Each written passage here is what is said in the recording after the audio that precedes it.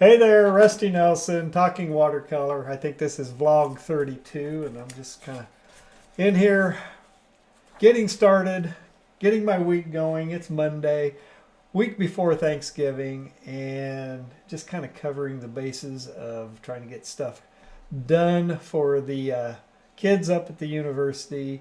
Everybody's working on their projects, crashing to an end. So there's not much time after Thanksgiving for the semester, and the students are working on getting their final assignments all wrapped up and turned in. So I have a chart on my office wall talking about the creative student creative process and how they accomplish their assignments through the course of the semester. And we are ending the panic stage, and we're approaching all the work while crying stage of the semester. So they have to kind of wrap up all the work that they're finishing up on and getting that turned in. And so anyway, I've been working myself here at home and up at this university. I've been setting up the rigs that I use to shoot videos and everything. So I have a whole new rig and setup here at home that I base my purchases for it off of what I used at the university and purchased through the university, my research budget. And so I'm setting up one at the office and one here at home. And there are two different systems and setups. Well, here at home, I'm working with an iPhone to shoot the video looking down on my table, and I'm using an iPad to shoot the talking head stuff. So I have an A/B roll setup. And up at the university, I'm setting up with a similar setup, but I'm using my office computer, which is an iMac.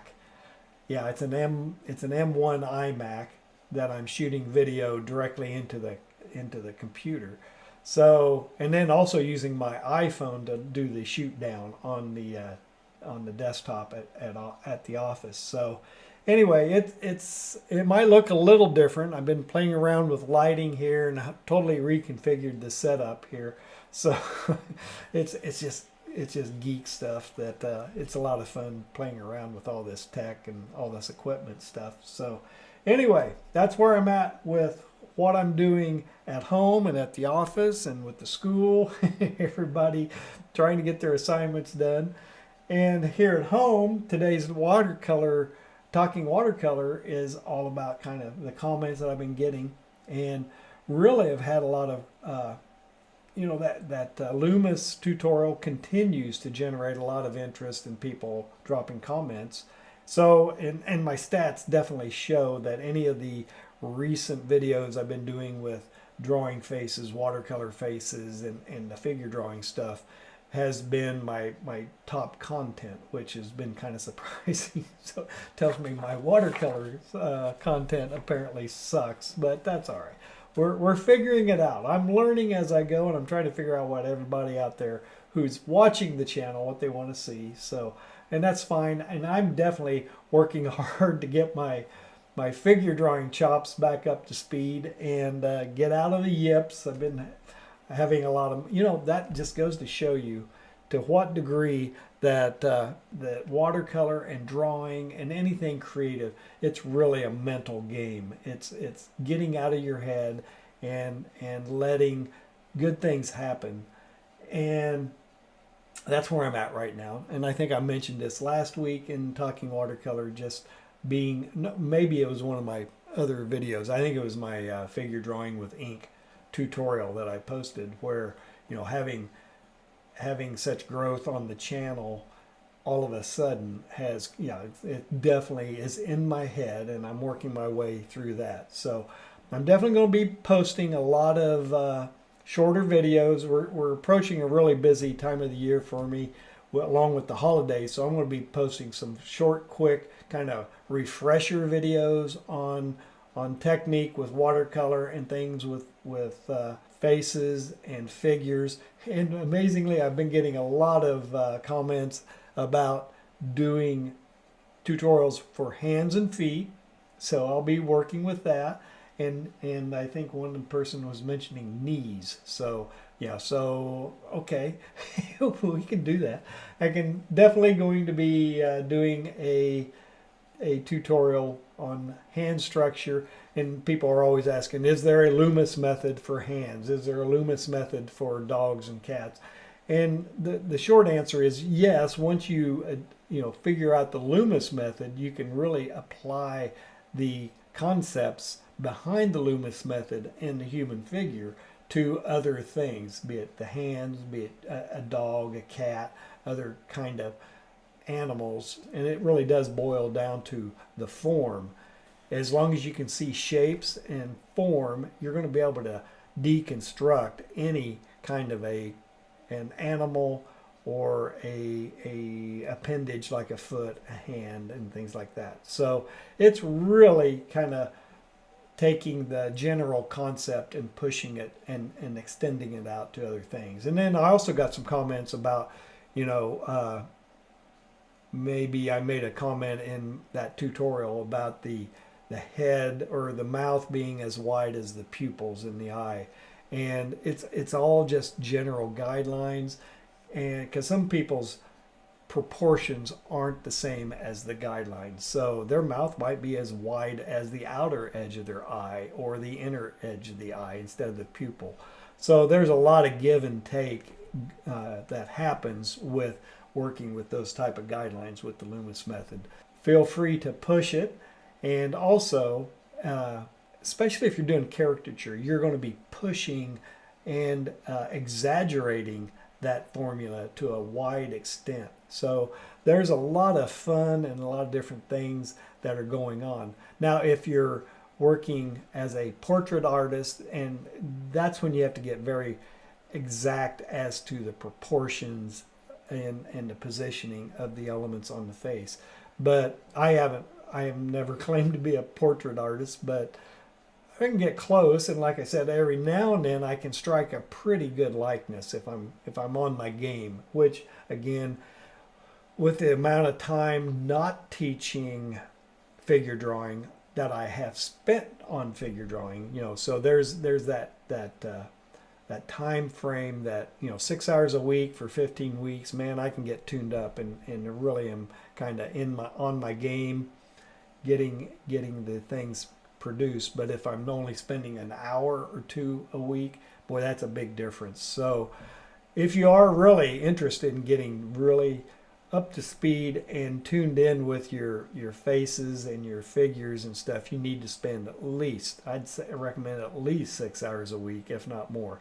Most of the time with the students, when we're in class, for every hour they're in class, they ought to be working outside of class at least the same amount of time. So that then amps it up to 12 hours a week to be working on their figure drawing if they have any hope in making improvements and developing that confidence and that hand in drawing figures and faces. So just keep that in mind, and the more you work at it, the better.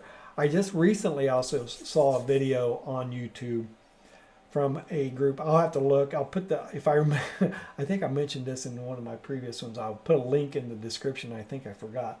But I'll put a link in the description to this video talking about mastery. And that's what caught my eye on the stages of mastering a skill.